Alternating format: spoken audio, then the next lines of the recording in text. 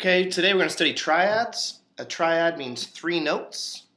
That's a triad. G chord, G, B, and D.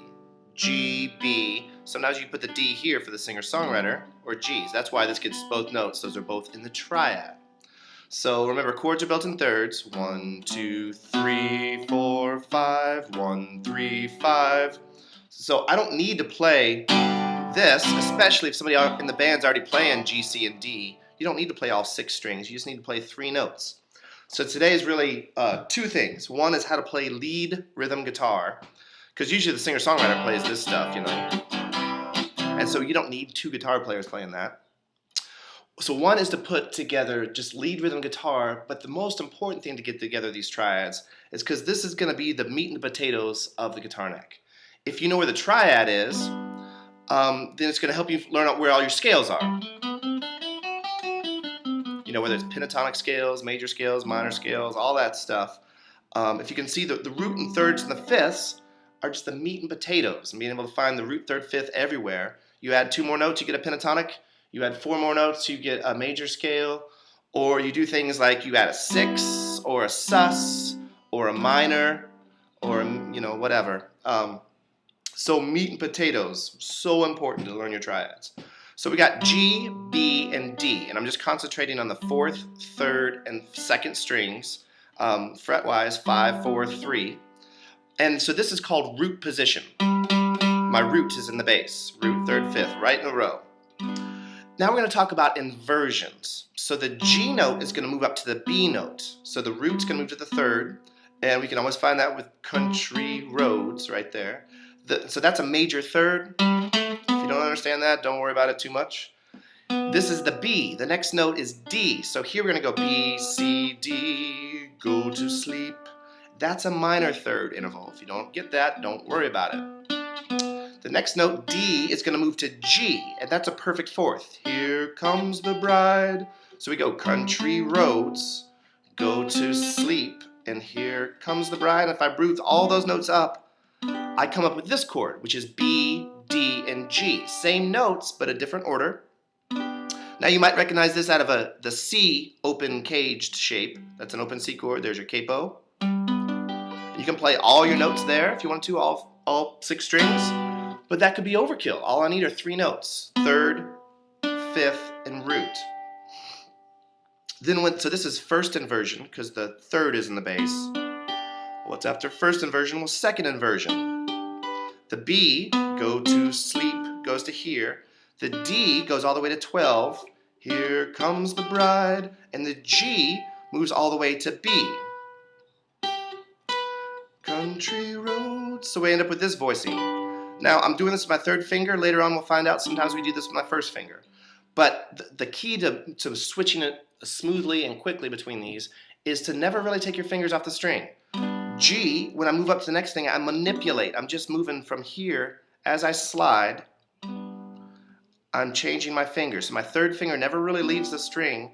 And then when I slide up here, I just ba and get all 3.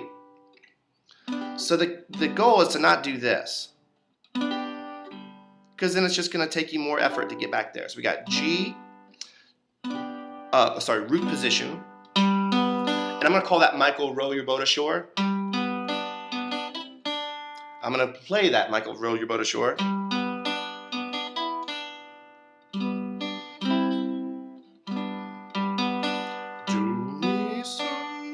The next one is, call this when you're smiling. When you're smiling. Added that note in there for the melody. And then the last one is called Red River Valley. Oh, I don't know the words to Red River Valley. An old folk song. I don't know. Cowboys sing it. G, B, D, B, D, G, and then D, G, B. So there's 3 notes. And then we go back to root position.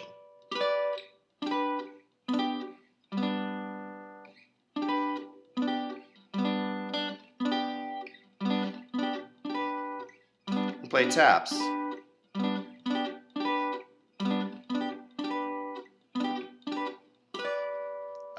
Tune your guitar. So And I'm just concentrating on this as a melody note. So that's how we could use this, is to get melodies with chords. All those bugle songs are just root, third, fifth, right? Because bugles can only play 3 notes because they don't have any levers or any valves. Cool. Then the next thing to get together is, if I'm in the key of G, I need G, C, and D. Why? 1, 4, 5. Your singer-songwriter's playing all that stuff, and you just don't need to. You don't need to play all these chords. Another thing about this, we're going to talk about, so we just got to learn C chords real quick. So C is going to be all the same stuff you just learned, except on different frets. So this is just 5, 5, 5. And this would be second inversion because it starts with the G note, which is the fifth of C. C should be C, E, and G. See? Proved it to you. C, E, and G. 1, 2, 3, 4, 5. Right? Or, with your first finger, you can play this with any finger you want to, obviously. Then the next one is 10, 9, 8, and this is root position because you got the root. Michael Rowe. And then the next one is first inversion, E, G, C. When you're smiling. Red River Valley. Just manipulate a little bit just to flesh out the notes. Melody's going to basically be built right out of the chords. Michael, row your boat ashore, and when you're smiling. Cool. We could have also done that open. I don't like to do these things open because then you don't see them as closed. But if this were a C open, this would be D. D, A, F sharp, A, D. So this is first inversion. Once again, it comes out of this D chord.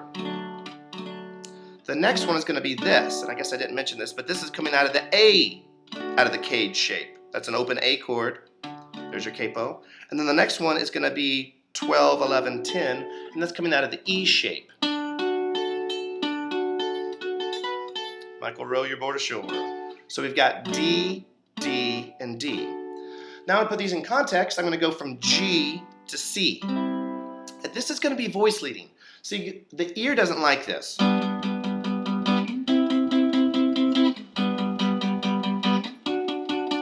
Whether you know it or not, your ear doesn't like that. It's a real subtle thing, but it's too predictable. The ear just, piano players play like this, unless you're Jerry Lee Lewis and you're moving all over that.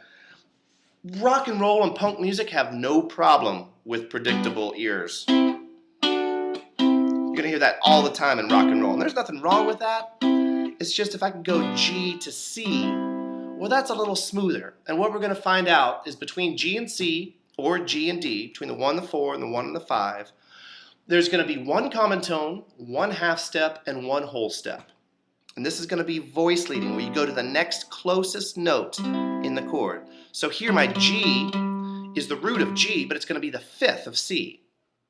Here's my C chord, see? So C. Here the B is the third of G, making it major. That's going to be the C note, so that's a half step right there. And that's the root of C. And then here was the D note, and then up a whole step is E. So I moved common tone, half step, whole step, and I get this new chord, C. G to C. And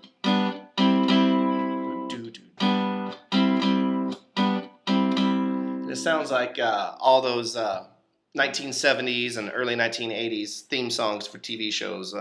Believe It or Not, Greatest American Hero, Hill Street Blues, whatever, all those little songs are usually written on piano. This is a very pianistic thing to do. Guitar players would go. That's a little too drastic for the ear. Much smoother. Cool. Now when I go from G to D, I'm going to go down to this shape, the first inversion. I've got 3 notes in a chord, root, third, fifth. I've got 3 inversions, root position, first inversion, second inversion. Now I'm going to do a chord progression with 3 chords. I'm going to do a different chord each time. G, C, don't just go to D. Now later on we can do that. You can do that if you want to, whatever. But for this exercise, I'm going to use a different shape for D. Right? So G to D Well, here's a half step. G moves down, and that's called the leading tone, for those of you who've been paying attention in other lessons. The B note moves down to A, whole step. And then the D note is a common tone. Now, I play it with a different finger. I could do it with the same finger if I did it this way. I'd leave that finger open. I'm sorry, leave my first finger free. I could. There might be a time in your life where you'll need to do that, but usually I'm going to use my stronger fingers. Realizing there's my D chord. So G is out of the E shape, C is out of the A shape, and this D is out of the C shape. That's all okay, just talk. If you don't understand it, I don't care, just learn the dang chords. G, C, and then I can go down to D. So you can either go G to D, to C to G, or G, any combination of G, C, and D, right? We did the dum ba ba dum bum ba bum. Playing the little raga music. Dum ba dum ba bum ba da ba do ba do boo ba do ba boo boo ba do ba boo boo ba do ba do boo. Cool. Then I just start with my inversions. G, take this G. When I go to C, half step, whole step, common tone. The common tone's here now. When I go back to G, and then when I go to D, I got B, D, G. B is going to move down, whole step to A. D is the common tone, and G is the half step. Now notice I'm playing this with 1 now, because it's a lot easier to go.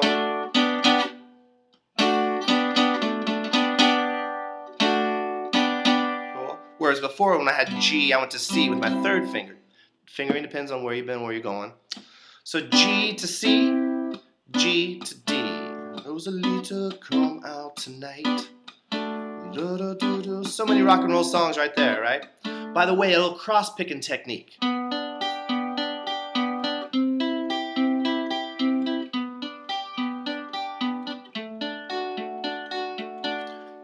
What I'm doing here is if there's, I need eighth notes, 1 and 2, but I've got 3 strings to play. So I'm going to go 1, 2, 3, 2, 3, 1, 2.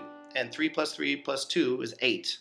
1, 2, oh, here's my string-wise. So it's 4, 3, 2, 4, 3, 2, 4, 3. I could have gone 4, 3, 2, 4, 3, 2, 4, 2. Or at any time I could hit a double stop or rested, or you can do this any way you want to. You could also do it with triplets. Triplet, triplet, triplet, trip.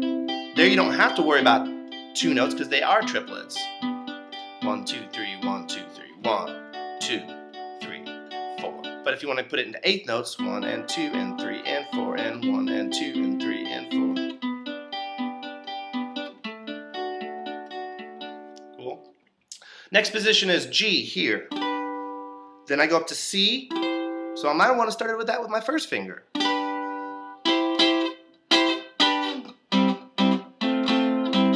Keith Richards did. So this is G, this is C, this is G, this is D. Once again, this is an interesting position. If I'm going D to G, I'll probably do that. But if I go G to C, I'll probably use my first finger. So G, C, D, G. G, C, D, G. And G, C, D. And just this voice leading makes it sound more like a classical piece already than G, C, G, D. Right, so we got voice leading. Now one other thing is, I told you to do different chords every time, but you could use, you can link these up by repeating your chord. G, go to C, now go up to D, and now to the new G. G to a new C, let's take that same chord up to D, and then now G. And now G, C, I get all the way up to D and G. So I can go D,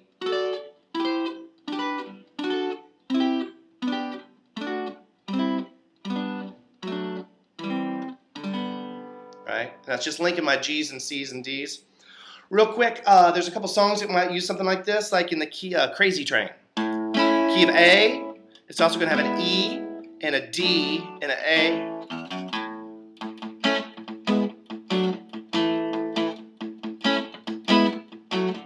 The Ozzy Osbourne classic, right? Crazy Train, which I think it should be called Happy Train when you're playing those chords right there. Happy, that's how I feel. right? It's a little too happy for this part. Now that sounds like a hard rock. But then they go to the happy. And he's keeping this A string. It's probably doing it real fast.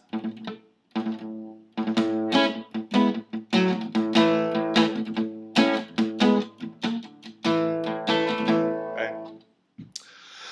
Another really awesome but cheesy song would be to start on E, A, E, A. Cool. And this is that Christopher Cross or Chris Cross, different band. Like I said, this is real 80s. It's real keyboard. A lot of this stuff is keyboard stuff. I put that A still on the bass, but I play an E chord. Ooh, that's interesting. That's an interesting sound. Sail takes me away.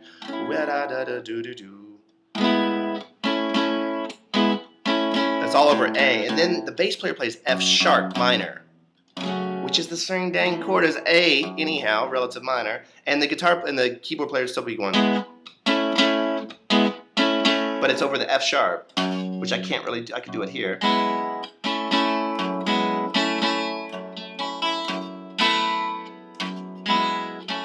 And then it goes to, so the chord progression is really A, it's the doo-wop progression, F sharp minor, D, and E, and he goes E, A, E, A, and then even for the F sharp, da, da, da, da, da, da. Now he's on the D chord, and he goes A, D, D, A, D, D, and then he goes D, E, E, and you can start again, E, A, and do it again. Now you could go A to D. Now I can go D, E, E, D, E, D. I'm getting a little too high, so I moved it back down or whatever. You don't have to learn that song, especially if you don't like it. But it's just neat how you can take these two triads, and it's still all over A. So what you need to do though for just this lesson is just G, C, D, G.